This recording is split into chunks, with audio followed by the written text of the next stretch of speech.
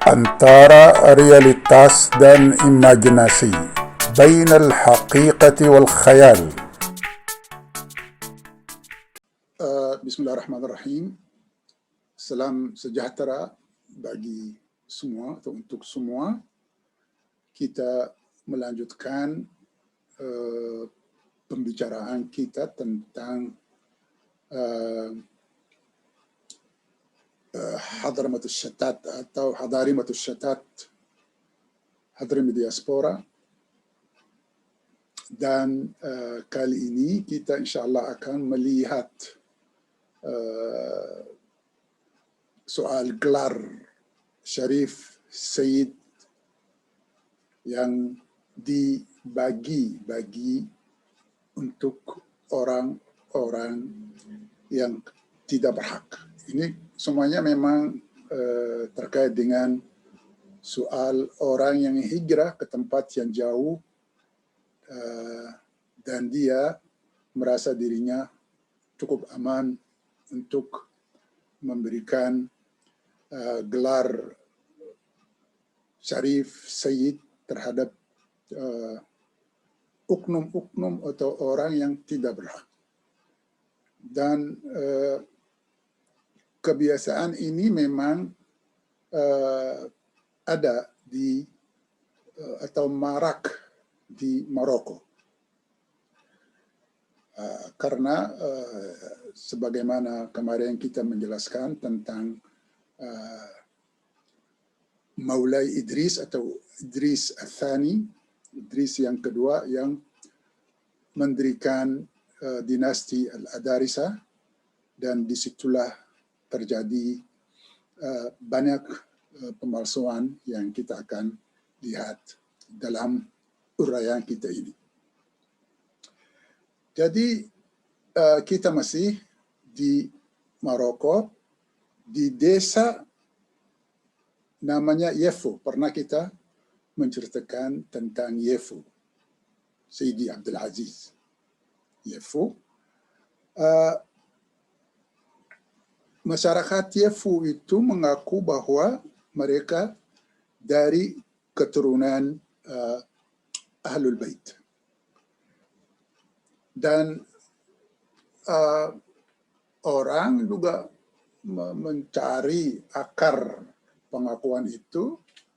Ada banyak yang menyatakan bahwa mereka itu tidak ada hubungannya dengan Ahlul Bait, tetapi mereka hanya mengakui, mengklaim bahwa mereka dari sana. Dan juga terjadi praktis juga yang kurang sehat, yaitu mereka juga saling mencurigai. Jadi ada yang mengaku di Ahlul Bait, ada kelompok dari mereka itu sendiri yang meragukan mereka. Jadi saling menuduh gitu. Anda Ahlul Bait tapi Anda tidak. Jadi ini terjadi di satu desa. Marilah kita lihat masyarakat desa Yufu itu. Di desa Yeffo, mereka mengaku keturunan Syarif. Akan tetapi ada yang meragukannya. Mereka juga saling mencurigai karena tidak ada fakta sejarah yang kuat untuk membenarkan pengakuan tersebut. Jadi sulit untuk membenarkan mereka. Jadi dalam hal ini yang dibutuhkan adalah prospekografi DNA mungkin dapat membantu mencegah hal seperti itu. Jadi kita tetap saja melihat bahwa soal pemalsuan itu bisa terjadi di mana-mana.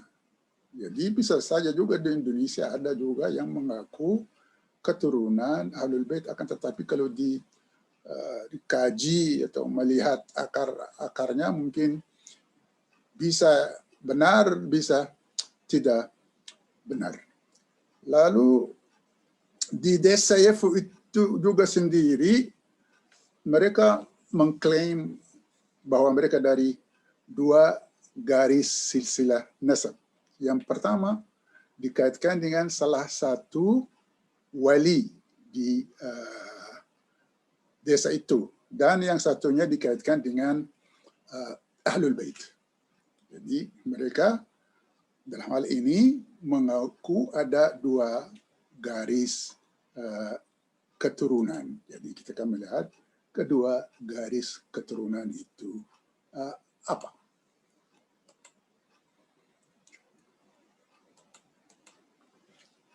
Para penjaga nasab di desa Yefu, memang ini kadang-kadang dinamakan Naqibul Ashraf, orang yang menjaga nasab. Jadi direktur atau bisa menjadi orang menjaga soal nasab. Misalnya orang itu bisa mencatat siapa yang dari Ahlul Bait dan siapa yang bukan itu. Biasanya juga mereka suka memberikan sertifikat untuk orang yang mengaku dia dari Ahlul Bait. Di para penjaga nasab di desa Yefu mengklaim bahwa mereka mempunyai dua garis keturunan. Satu mengkaitkan mereka dengan salah satu wali terkenal, dan satu mengkaitkan mereka ke Ahlul Bait. Dalam silsilah nasabnya terdapat sebuah nama, yaitu Amshish. Amshish. Ia adalah tokoh legendaris yang sejarahnya tidak diketahui. Jadi dalam pengakuan tersebut, ya karena mereka memang betul-betul tidak termasuk keturunan Ahlul Bait, maka mereka akan menciptakan nasab sendiri.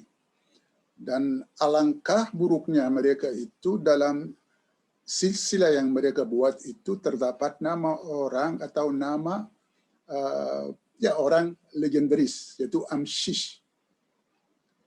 Jadi ini sudah jelas bahwa orang bisa membuat atau mengarang silsilah nasab, dan di silsilah nasab itu bisa saja memasukkan tokoh legendaris, dan memang ini tidak dapat dibenarkan. Jadi marilah kita lihat diagram yang mereka buat tentang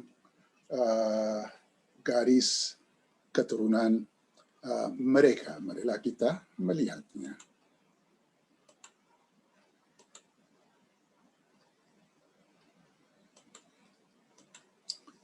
Kalau Anda lihat di diagram ini, memang itu selalu yang mengaku Ahlul Bait itu memulai diagramnya dengan nama Nabi Sallallahu Alaihi Wasallam, Nabi Muhammad Sallallahu Alaihi Wasallam, dan di bawahnya langsung ada Fatimah Az-Zahra dan Sayyidina Ali ibn Abi Talib, dan mereka ke bawah, misalnya dari Fatimah ini Hasan mulai Idris bin Amshish. Bin Amshish itu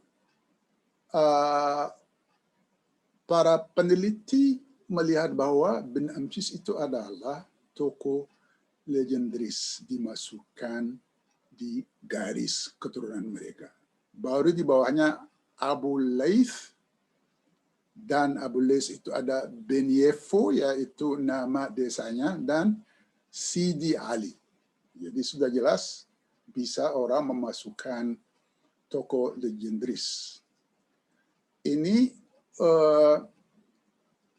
yang dikaitkan dengan seorang wali, di mana ada bin Amshish. Sebagaimana kita menyatakan bahwa mereka mengaku bahwa mereka ada dua garis keturunan. Keturunannya yang lainnya mereka buat untuk membuktikan bahwa mereka itu dari keturunan Ahlul Bait, yaitu mulai dari Ali, Abul Qasim, Al-Jazuli, Al-Ghazali,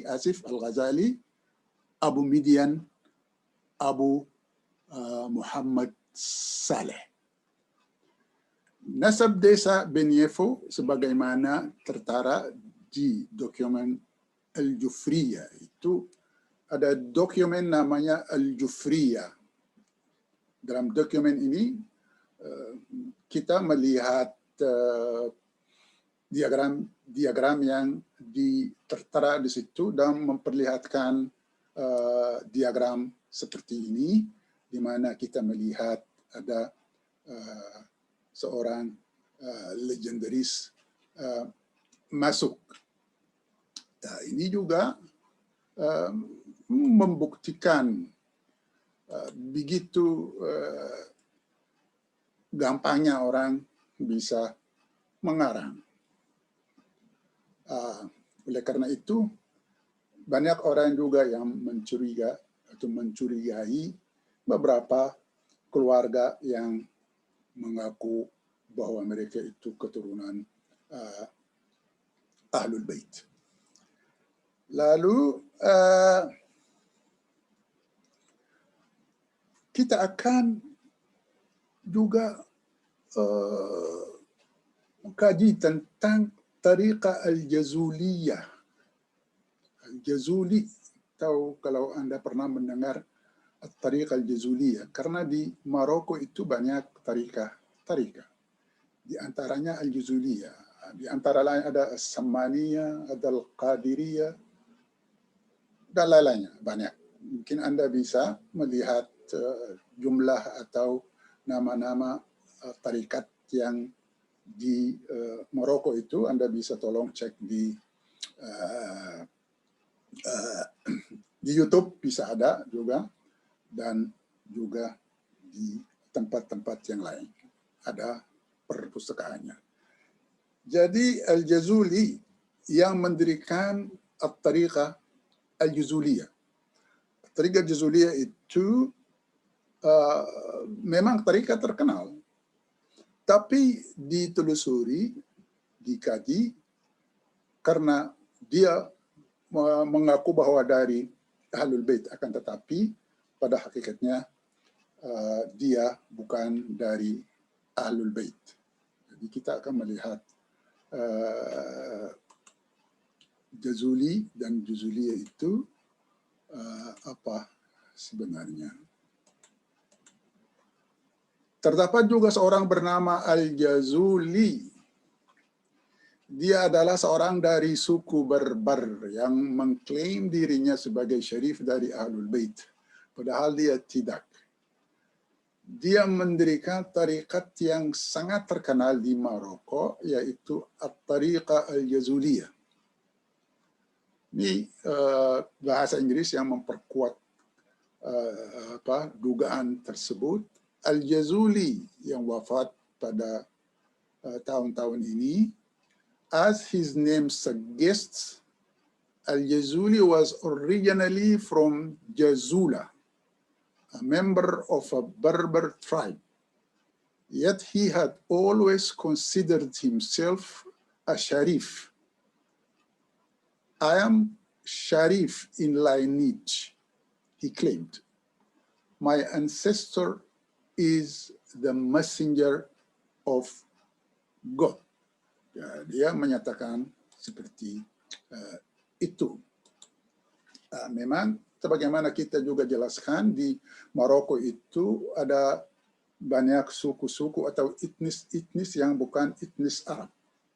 Yang paling terkenal etnis yang tidak Arab itu ada Berber, dan ada juga Amazigh, dan ada juga beberapa suku-suku yang lainnya, biasanya di Maroko Selatan, biasanya dari negara Afrika, dan banyak di antara mereka yang mengaku bahwa mereka keturunan Ahlul Bait. Jadi kalau Anda ke Maroko, Anda juga akan sering mendengar julukan Syarif, Sayyid, dan lain sebagainya.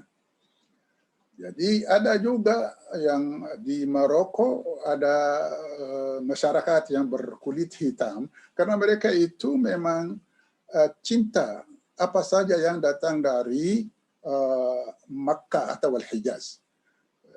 Mereka itu mengklaim dirinya keturunan dari Sayyidina Bilal ibn Rabah. Bilal ibn Rabah. Mereka mengklaim bahwa mereka keturunannya, dan mereka ada di situ punya tarikat tersendiri, punya adat istiadat tersendiri, dan menamakan dirinya keturunan Bilal ibn Rabah karena kulitnya yang hitam. Ya, jadi ini memang membuktikan bahwa di Maroko itu bisa apa saja terjadi. Bisa orang mengaku bahwa dia keturunan Bilal bin Rabah, ada yang mengaku dia keturunan Ahlul Bait, ada juga yang mengaku dia keturunan dari Bani Umayyah, ada yang menyatakan bahwa dia keturunan dari Al-Ansar, dan lain-lain sebagainya. Jadi hal atau praktis seperti itu sering kita jumpai di Maroko.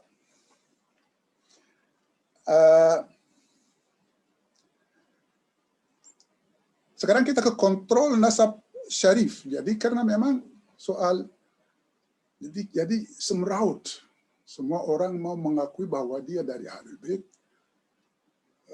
Maka daripada itu harus ada sistem pengontrolan, harus ada manajemen yang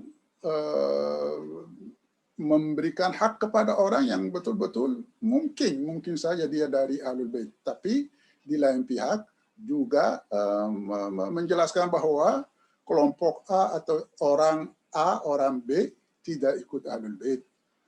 Dia hanya mengaku dan memalsukan. Jadi pengontrolan itu penting.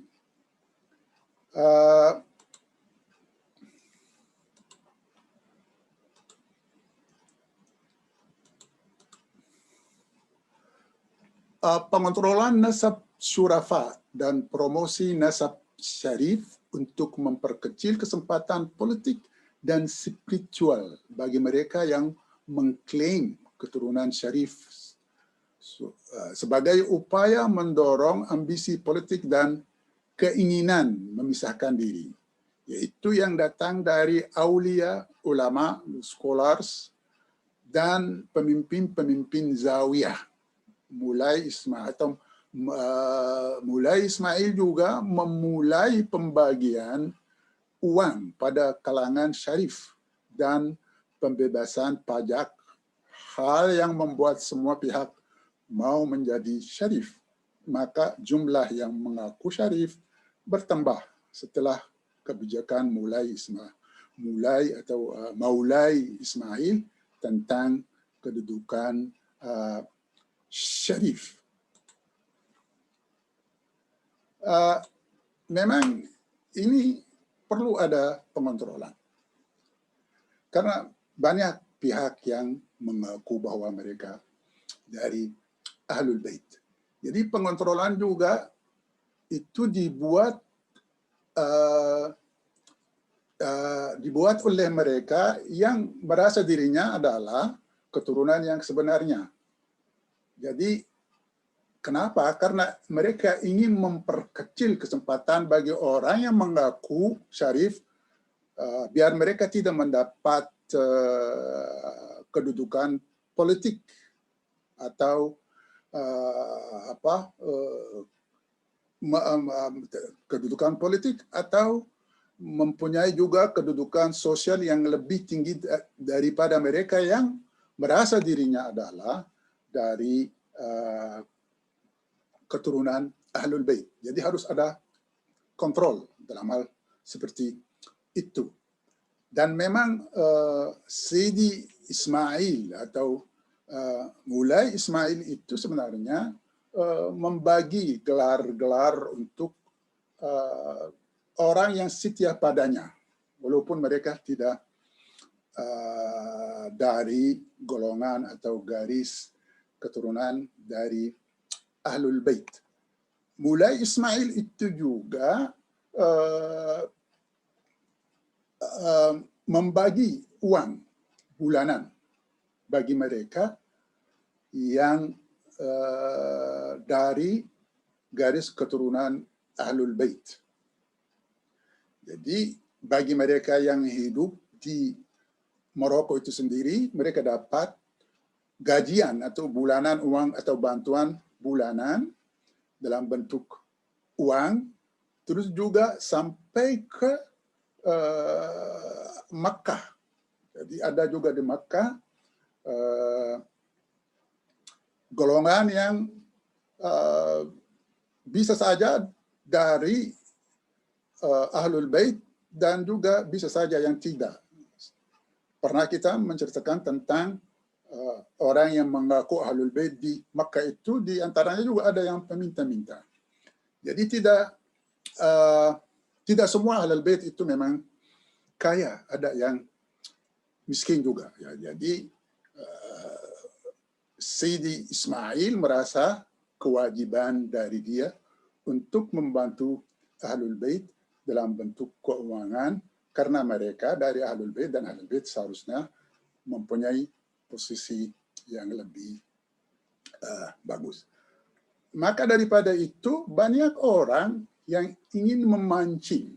Jadi misalnya kalau Anda melihat ada kelompok yang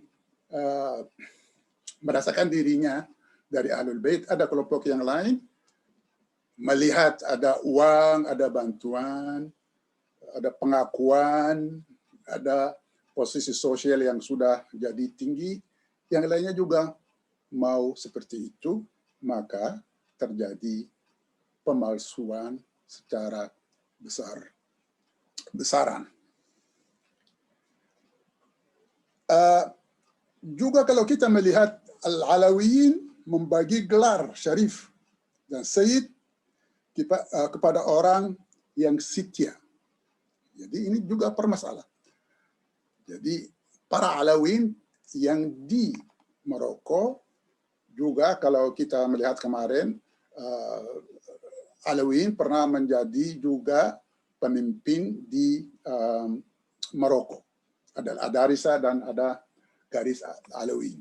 Jadi Alawiyin itu kalau ada orang setia bagi mereka, langsung dikasihi atau dihadiahi gelar Sayyid. Maka dalam hal ini gelar Sayyid itu bisa dikasih kepada siapa saja, asalkan setia.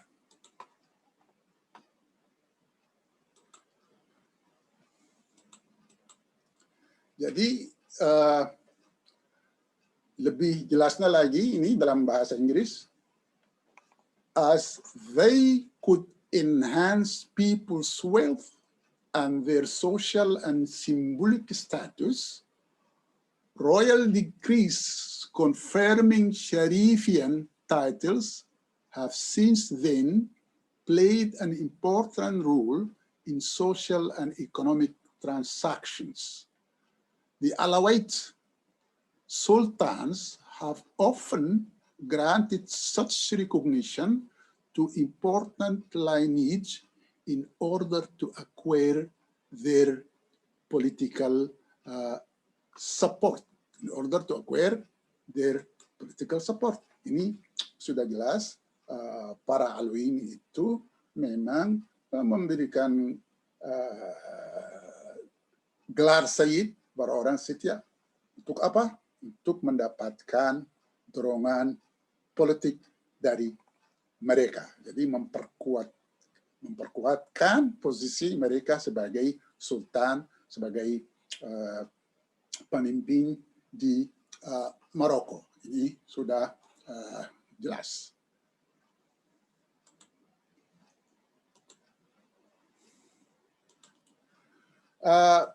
Kita lanjutkan. Yet none of these can be taken as evidence for their prophetic descent. Jadi semua yang mereka lakukan itu tidak membuktikan bahwa mereka yang dikasih atau dihadiahi gelar Sayyid itu berarti mereka keturunan Nabi Muhammad SAW. The myth is just a myth. Mitos adalah mitos. The manuscript is just a manuscript. Kalau ada naskah yang dibuat di karang untuk dikira oleh beberapa kelompok bahwa naskah ini membuktikan bahwa mereka keturunan Nabi itu hanyalah suatu karangan belaka.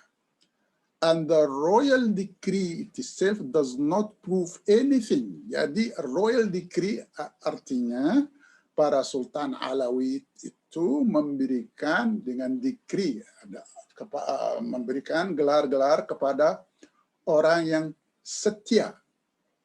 Jadi ada putusan para Sultan Alawiyah untuk memberikan gelar itu. Keputusan mereka itu does not prove anything. Tidak akan membuktikan bahwa mereka yang dikasihi gelar tersebut adalah dari Ahlul Bait, except perhaps the intimate relationships that have related some of the sons' descendants with some sultans. Jadi hanya untuk mencari apa kesetiaan mereka untuk memperkuat posisi mereka sebagai sultan, dan juga some of the sons descendants. Jadi ada juga sons itu aulia, para aulia juga yang kita sudah menjelaskan bahwa aulia itu tidak semuanya dari silsilah keturunan Nabi, akan tetapi ada yang menciptakan atau ada yang memang betul-betul dia bukan dari Ahlul Bait, seperti Jazuli yang tadi kita ceritakan, dia dari Barbar mengaku dan pengakuan dia diterima oleh masyarakat dan sampai sekarang dia mendirikan Tariqah Jazuliyah. Jadi ini memang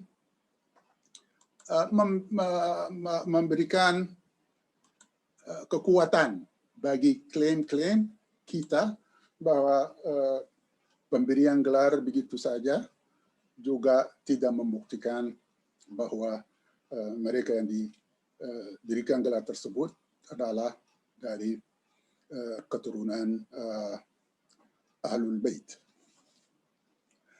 Lalu mitos-mitos para wali dibatalkan. Jadi karena kita tetap saja di Maroko. Jadi karena banyak pemalsuan itu sebenarnya larinya kemana? Ke mitos-mitos. Ada banyak mitos yang sudah dibatalkan, sudah orang mengerti bahwa ini memang mitos saja gitu, tidak memberikan kekuatan kepada seorang yang mengaku bahwa dia dari Ahlul Bait. Jadi kita akan melihat dalam hal ini mitos-mitos yang menyertai para wali di Maroko dan dokumen-dokumen yang memperkuat mitos-mitos tersebut telah dikosongkan dari nilai mitosnya dan nilai epistemologi dan sejarahnya. Nilai sosiopolitiknya dianggap sebagai cerita lisan belaka dan sebagai supplements dan selalu dicurigai. Jadi kita akan melihat di sini lebih jelas dalam bahasa Inggris, which could in the final resort be used to compensate for historical absence and deficiencies. In addition to obscuring our understanding of the myth itself, such reductionism prevents us from grasping the distorted, repressed, and silenced history. Ya, ini memang jelas juga karena mitos belaka, maka mitos itu tidak bisa membuktikan apa-apa. Jadi orang sudah mengerti bahwa banyak di antara para wali itu yang menggunakan mitos. Yang tadi kita sudah menceritakan tentang Desa Yefo yang memasukkan salah satu orang legendaris dalam silsilah nasab mereka. Dan memang ini tidak akan membantu kita banyak untuk membuktikan bahwa si A ini dari keturunan Nabi Sallallahu Alaihi Wasallam. Jadi mitos saja, tidak akan menjadi bukti yang kuat. Dan memang kadang-kadang kita bisa mencampuri antara fakta sejarah yang sebenarnya dan dengan mitos. Jadi ini menjadi hal yang samar-samar. Ya. Jadi mana yang sejarah yang benar, mana mitos. Ini juga harus diperhatikan. Kita dengan gampang juga bisa melihat beberapa hal-hal yang memang dapat dikatakan merugikan. Kita akan melihat hal-hal seperti apa yang dapat dikatakan merugikan dan membuat kita curiga terhadap gelar yang diberikan begitu saja. Hal seperti apa?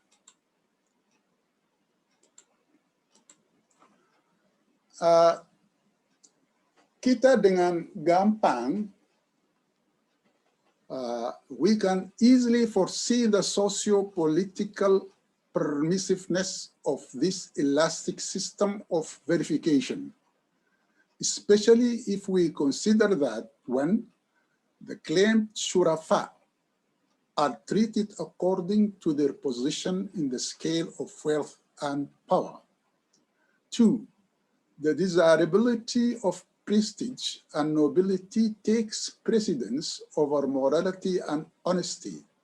And 3, the myth, dreams, and miracles tend to become a genealogical memory and an imaginary archive.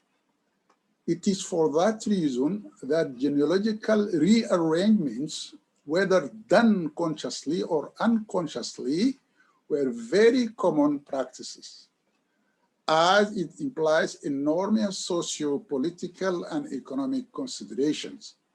The Sharifian policy promoted by Mulay Ismail had probably stimulated genealogical inquest and hence genealogical fiction, a fiction that has been notably taken up and reproduced by mythology. Marilah kita melihat ini artinya apa. Ini kita dengan gampangnya pemberian gelar nasab karena cara berbelit-belit. Jadi pembagian nasab itu terjadi dengan cara yang berbelit-belit, mengenai pembuktiannya agak susah karena caranya juga enggak benar. Terutama jika kita memperhatikan hal-hal sebagai berikut. Ya, jadi karena pemberian begitu mudah dan berbelit-belit, ada beberapa poin-poin yang kita akan melihat. Poin-poin itu apa? Yang pertama adalah keterkaitan syurafa dengan posisi keuangan dan kekayaan. Jika gelar syarif dan sayyid itu terkait dengan posisi mereka atau posisi keuangan dan kekayaan, maka kita melihat bahwa gelar itu bisa saja memanfaatkan mereka yang diberikannya.